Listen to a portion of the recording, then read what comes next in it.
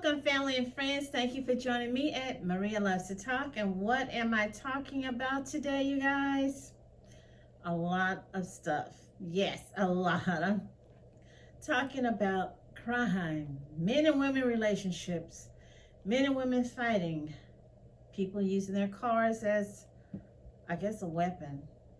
So, hey, if this is something you're interested in, so what I will be doing is giving you my take, my opinions, and yes, probably some speculations, you guys. So, hey, you know the drill. Go get you some snacks, come on back, and let's get into this video. And hey, if you're not into crime stories, men and women relationships, you can make your own video at YouTube for free, and that's the beauty.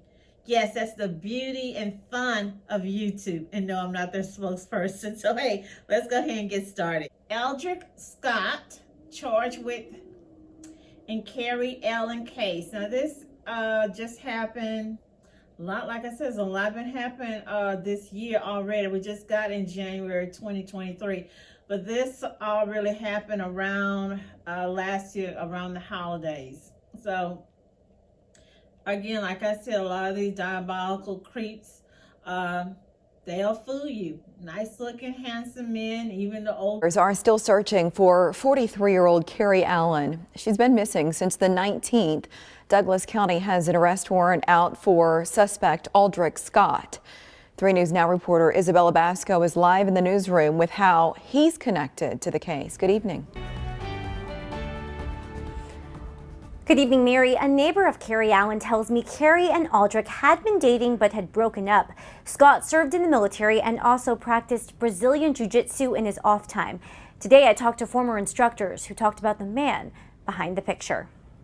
47-year-old Aldrick Scott is wanted for kidnapping and accessory to a felony, according to the arrest warrant issued in Douglas County Court. But according to his website, he's also a military veteran, a graphic designer, and interested in martial arts. That's how Anthony Nelson and Rico Steele remember him. Nelson taught him Brazilian jiu-jitsu. It just seems so far out of his character. He was such a quiet guy. He was such a humble guy. Like it's weird. He never treated anybody bad in class. Steele owns the Martial Arts Academy, where Scott learned the craft. Wow. When I heard the news, I was like, I cannot believe that it's him. The arrest warrant states Scott allegedly abducted Allen on November 20th. I'm worried about him. I'm worried about the other family. I'm hoping it's not true. Steele describes Scott as an incredible student who worked hard, was respectful, and never caused any problems. It really makes me feel like if I would be able to keep in touch with him, you know what I mean, and keep talking to him or whatever, maybe I could have helped avoid this whole situation, because now we got 2 families that are going to be, undoubtedly torn up and torn apart. The majority of people that I've ever had in my class were there for the reason of, self-betterment. They weren't there to hurt anybody. And to know that this possibly could have happened, it's terrible. Douglas County Sheriff Chief Deputy Wayne Hudson also confirms with me search parties are still happening for Cari. on November the 19th, right before Thanksgiving. All these things that happen during important family events. Your Thanksgiving, you with your family, you're trying to be with your family. Christmas, you want to be with your families. People, some of them you haven't seen. Your idea today of how Douglas County Sheriff investigators located the body of Cari Allen, the Omaha mother who went missing the weekend before Thanksgiving. As Brian Master reports, Aldrick Scott's phone, car, and social media left a trail for detectives. Brian's live in the newsroom with the latest on today's court appearance. John Lauren, today's court appearance lasted less than a minute. Aldrick Scott was not required to be there. The state dropped the kidnapping charge. That sounds like a big deal, but not really. That's because they added a more serious charge: murder. 6 News has learned Douglas County Sheriff investigators zeroed in on what appeared to be an abandoned farm property in Topeka, Kansas, as a potential spot to find Cari Allen because of a search warrant on Aldrick Scott's SUV. This place is remote, not near his home. It's 6 miles away in a town with a population of 125,000. But OnStar data indicated Scott's vehicle spent 90 minutes here, the day after Cari Allen's last known contact with friends and family. Shawnee County, Kansas Sheriff investigators ultimately found her buried here, wrapped in black trash bags. She had been shot in the chest. 6 News has now learned how Aldrick Scott apparently got out of the country. Douglas County Sheriff's investigators report he took a flight from Kansas City to Houston that ended up in Cancun, Mexico on November 21st. Law enforcement searched his vehicle parked at the Kansas City International Airport and found a loaded 9mm handgun tucked in the spare tire compartment. We have an Aldrick Scott on the line saying that he signal 37's his girlfriend. Remember the odd third-party 911 call that came in from Texas to the Topeka Police Department saying Scott had killed his girlfriend? Investigators say Scott, who is retired military, called a former platoon mate while in Mexico to allegedly make peace because his name was in an investigation. That individual added another person to the call to listen in, who then alerted authorities. The Douglas County Sheriff's Office did a phenomenal job on this case. There is a lot of evidence, and we feel very comfortable with the charges and the upgrade. Investigators also said Aldrick Scott allegedly kept calling and texting Cari Allen even after they broke it off and would sometimes show up unannounced at her northwest Omaha home. Detectives believe he was in her neighborhood the night she had a date with someone else and went missing. On your side in Omaha, Brian Mastry, 6 News. Leaves behind a teenage son and many friends. A GoFundMe account which has raised $6,000 was set up shortly after her disappearance to support her family. Well, I just checked on it just now, and it shows. So they was trying to get $20,000. That was the goal. So only $6,280 was raised, but you could still donate. Now at 5, the Topeka man accused in the disappearance of an Omaha, Nebraska woman made his first court appearance today in Nebraska. 47-year-old Aldrick Scott was formally charged in the kidnapping of Cari Allen. The judge set his bond at $10 million.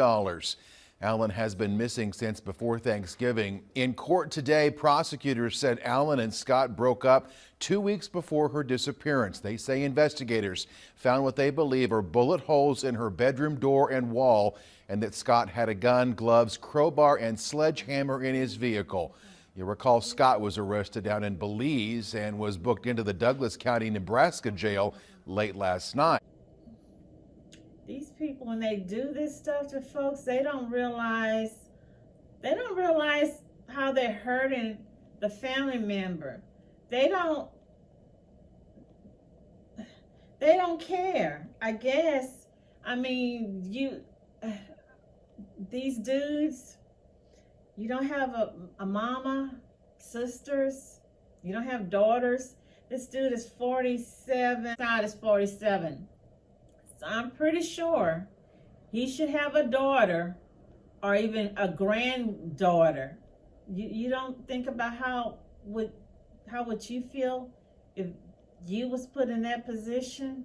You so warped with your anger, you so mad, you so set on a revenge, you don't give a care. All I can think of is that she wasn't with him, and just, like some people, we have women like that, if you're not with your mate or they the one broke it off, how dare you break it off with me? I'm the best thing you ever had. So it could have been something, and he kind of looked like he's got one of those male chauvinists, I'm the man, I'm the best thing you ever had. How dare you don't want to be with me anymore? So prayers go out to Cari and her family, because this is sad. All this stuff happened right at the holidays. So there's a woman that's not there for her teenage son and her family and friends. Hopefully justice is served. The next, this one here, I kept looking. I was like, I don't know if I'm going to do this story, but I went for it, you guys. Sad though. Divorce attorney shot to death. His office set on fire by his client's ex, police say. Lifetime channel, Lifetime execs, Lifetime writers will have so much material 2023 all the way until 2025. I'm serious. The suspect was the husband of a woman that attorney Doug Lewis was representing in the couple's divorce. A popular and beloved Lawrenceville attorney, Doug Lewis, shot to death inside his own law offices His offices then set on fire, and it turns out Lewis had been representing a woman in a divorce case, and police say it was the woman's husband who went after Lewis. 11 Alive's John Sherrick joins us now live in Lawrenceville. John? Friends and colleagues of Doug Lewis just aching now for Lewis's family. Lewis's law offices here in Lawrenceville were set on fire and severely damaged late Wednesday afternoon. Then inside, firefighters found Lewis's body. The suspect was the husband of a woman Lewis was representing in the couple's divorce. A contentious divorce case ending in homicide and arson at the law offices of one of the divorce attorneys late Wednesday afternoon. Is pretty brazen. Lawrenceville Police Lieutenant Jake Parker says Lawrenceville attorney Doug Lewis had been in his law offices Wednesday by himself when a man named Allen Tayeh walked in, shot Lewis, then used gasoline to set the offices on fire. Tayeh's wife had been suing Tayeh for divorce, and Lewis represented Tayeh's wife. Lewis's family and colleagues in shock and grief. I'm going to miss him. Attorney Phil McCurdy. He had a great sense of humor and a very quick wit. Doug was a consummate gentleman. I never saw him treat anyone except with respect. Lewis and his client in the divorce case had been scheduled to meet Tayeh back in court next week for a hearing. Outside the burning law offices, police say it was a witness who led them to Tayeh nearby. Tayeh himself had been burned. He did have a firearm on him that had spent cartridges in the cylinders. There were gas cans and an odor of gasoline around the area as well. Doug Lewis in law practice for 30 years. Christina Weaver got to know Lewis and his family on the ball fields when all their children were young. And he was just the nicest guy. He was the nicest guy, and he's well known in the family court community especially. I think he mainly dealt with divorce cases and things like that. It's just really sad. One of Doug Lewis's close friends, former law partner Jesse Kent, says Lewis was a joy to be around, cherished his wife and children, always talked of how proud he was of them, set the standard all lawyers aspired to achieve. The legal profession, Kent says, will never be the same without him. Gwinnett County Police and fire investigators and the medical examiner continue to investigate this case. So far, police say the suspect has not made any statements about any of this. Lawrenceville, Georgia, like I said, Georgia's getting hot. It's right up there with New York and Florida with all these crimes. I've never heard of a lawyer being attacked or deleted because he's representing someone, especially someone in a divorce. I probably would have expected this if this was been some kind of big, high-profile, I don't know, criminal case, drug case. But this in a little small country town, the man, this old dude looks like one of them little old farmers or something. Prayers go out to the attorney and his family, because that's sad. This is similar to the court justice one of the Supreme Court justices that crazy man has showed up at her house looking for her and shot her son and deleted him and shot her husband and was still looking for her. That's what this is similar to. Horrible. Just sad. Prayers go out to him. Detroit police are investigating a shooting that left one person deleted and another injured on the city's woman is accused of shooting another woman with a gun that belonged to the victim's boyfriend. The suspect had been on the run, but we've learned tonight she has now turned herself in. Fox 2's Camila Miri tells us what led to that deadly violence. And this afternoon, Detroit police revealing to us that indeed a person of interest did turn themselves in this morning. Now, let's talk about what happened. Let's break it down. There are a lot of layers to this. So this was about 6:40 Sunday night, last night, at the 19,400 block of Rutherford on the city's west side.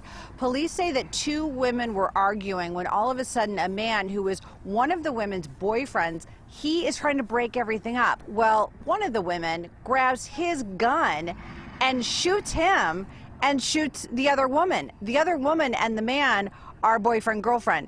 They are transported to a local hospital. They are privately conveyed. The woman is pronounced dead at the hospital, but the boyfriend has non-life-threatening injuries. So at that point, we have two people who have been shot, boyfriend, girlfriend, and then another female. She's considered a suspect. She's on the run last night.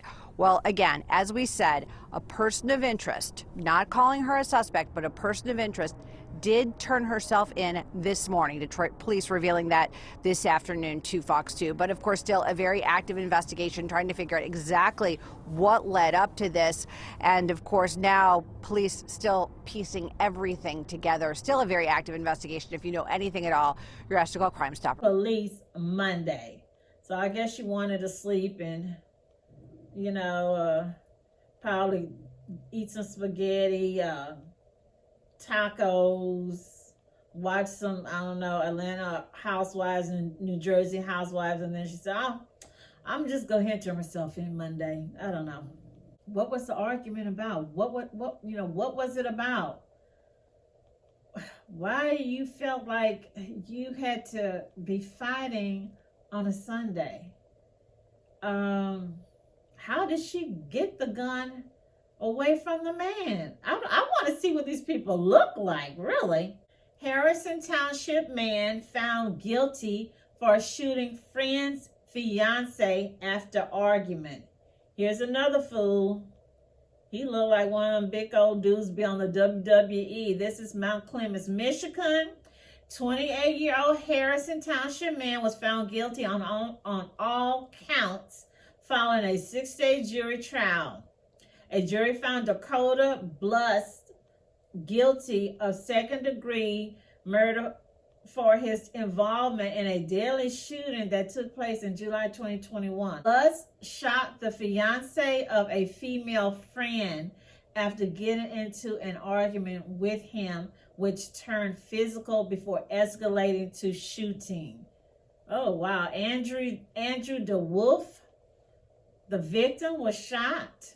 The incident happened in Chesterfield Township on July the 4th. Really, you guys? Around 11 p.m., Blust was arrested and charged with 2 counts of felony firearm in addition to second-degree murder charge and carrying a concealed weapon. Blust is expected to be sentenced on March the 9th, 2023. He faces life in prison. Assistant prosecutor Steve Fox did a great job getting a conviction in this 6-day trial. Okay, so they throwing the book at his little big old fat butt. Yeah, homie, you going away for now? That's why I don't believe in this friend thing.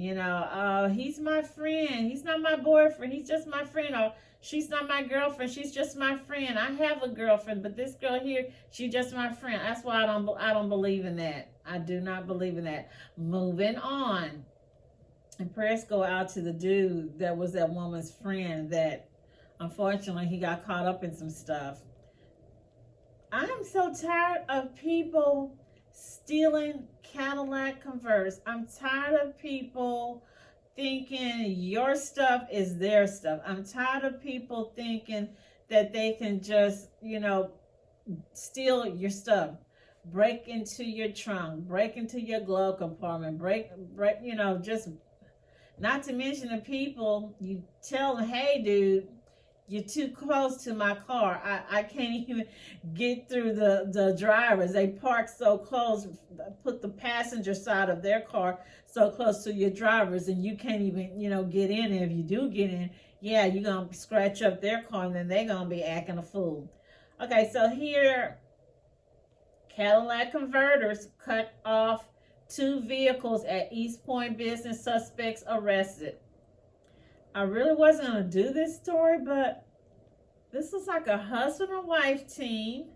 This is December. It looks like December the 6th, and you can tell she just looks so pitiful. Like, why did I let him talk me into this? Why didn't I stay in my bed? Okay, so here this is Kevin with a K-E, Eugene Davis, and Catherine Alexandra Dokes. 2 suspects are facing charges after police say they were caught cutting Cadillac Converters off vehicles last week in East Point. Police say they saw Kevin Davis, 38, and Catherine Alexandra, 33, leaving the parking lot of a business on Great Yacht after receiving a call about theft November the 30th. Officers stopped the duo and found reciprocating saws and 2 Cadillac converters inside their vehicle. So I guess he couldn't find one of his homies. You're gonna take your woman, your lady, to do this evil stuff. Officers confirmed that the Cadillac converters were stolen from vehicles in the parking lot. I mean, these people are bold. What if somebody, the car owner, come out and catch them? That woman could have got shot. That man could have got shot. They both could have got deleted. I don't know what the Cadillac converters cost. I think they're about, what, $300, $400. So that's what your lives are worth to you. I wonder if they have kids. Davis and Dokes are charged with larceny from an automobile and receiving and concealing stolen property. That's all.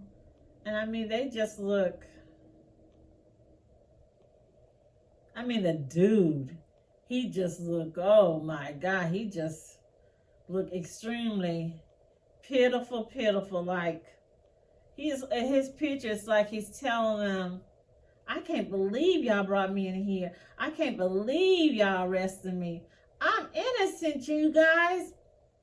Dude, if you did that in Texas, and these homeowners, car owners, they're not playing. It's like every day somebody's getting shot and deleted because a homeowner or car owner is catching them messing with their vehicle or their house. Or even a neighbor just shot and deleted someone who was messing in another neighbor's yard.